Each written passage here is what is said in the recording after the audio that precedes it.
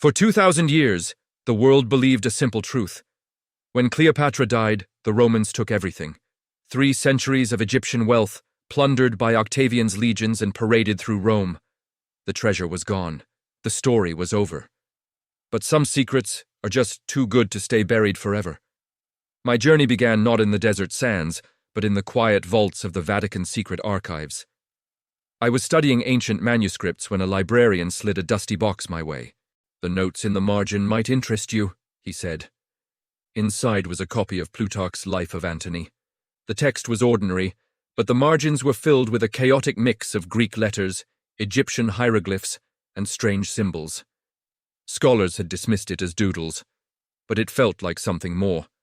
For 6 long months, I obsessed over that code. Then, one rainy evening, it clicked. It was a sophisticated cipher, one Cleopatra, a master strategist and linguist, would have known well. As the letters rearranged themselves, a message emerged from the past, her message. It read, "What Rome took was the husk. The true heart of Egypt lies where the river forgets its ancient course, hidden beneath the unwavering eye, aligned with the eternal star that guards the northern silence." It wasn't a love note, it was a treasure map. The hunt for Cleopatra's secret $80 million war chest had just begun. The unwavering eye had to be the eye of Horus. But where? Not the obvious temple at Edfu. Cleopatra was smarter than that. She poured her own money into restoring the temple of Hathor at Dendera, mother of Horus. It was a personal, poetic connection. The temple's most famous feature is its zodiac ceiling, a stunning map of the stars.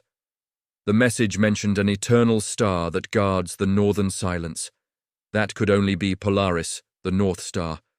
I arrived at Dendera before dawn.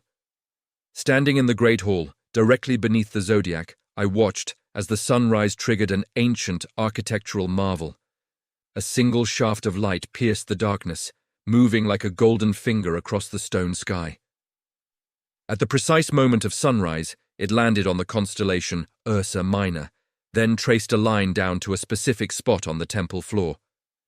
Brushing away the dust, I found it, a small carving of the double crown of Egypt. At its center, a perfect circular depression, a keyhole. But the key wasn't there. The message said it was, "where the river forgets its ancient course." I needed to find a dead river.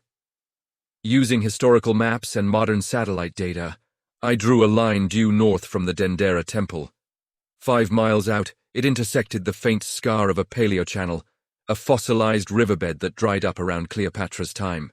The channel led to a desolate mound called Com El Nana, thought to be a minor Roman outpost. It seemed empty, just pottery shards under a brutal sun. But something felt wrong. My team and I scanned the area with ground-penetrating radar, and there it was. 15 feet down, a perfectly circular, man-made shaft. After days of backbreaking excavation, we lifted a massive limestone capstone. I was the first one to rappel into the darkness.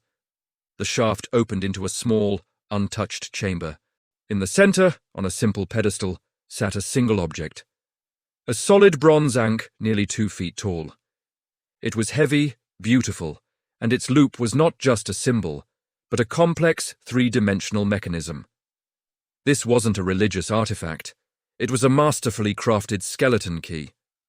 The key to the lock in Dendera's floor had been waiting here for 2,000 years.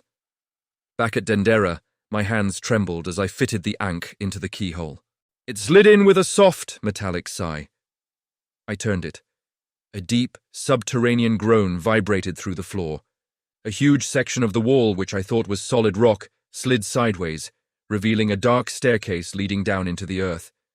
The air that rose up smelled of dust and ancient secrets. We descended into a small, private chapel, clearly built in secret. The walls showed Cleopatra in full pharaonic dress. This was her sacred space. On a central altar lay a sealed copper cylinder. We carefully opened it. Inside was a scroll made of hammered copper. It wasn't text, it was a map. The map showed the Nile Delta in incredible detail, with river branches that no longer exist.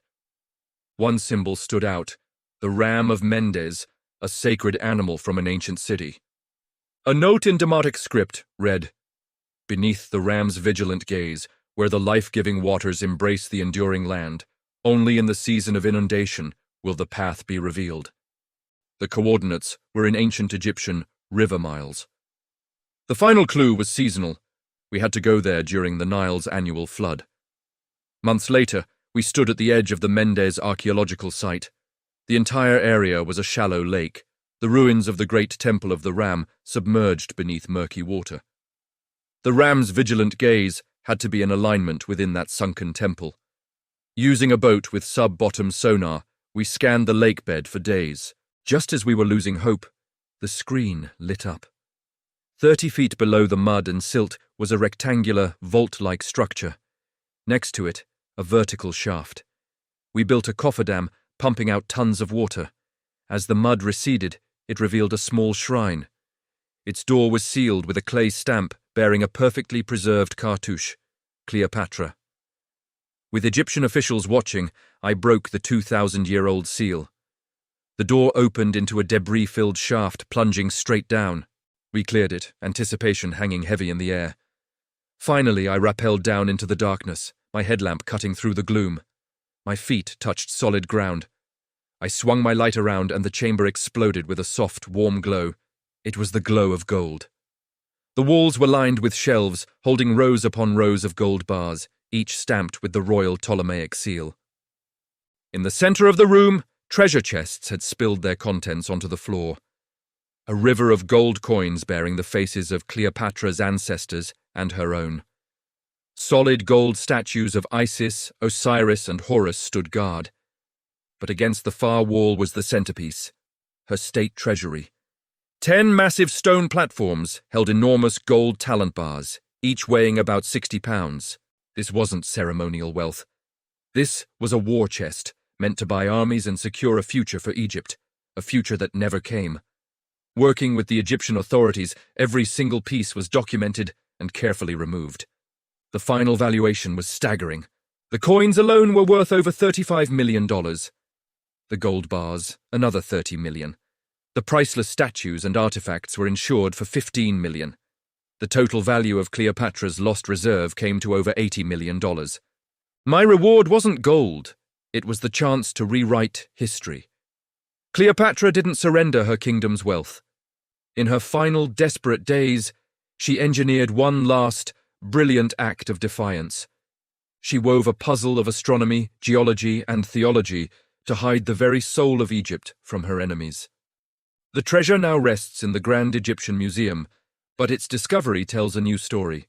It's the story of a queen who played the long game, hiding a testament to her power so well that for 2 millennia she won. Thanks for watching. If you love history and adventure, be sure to follow and subscribe for more untold stories from the past.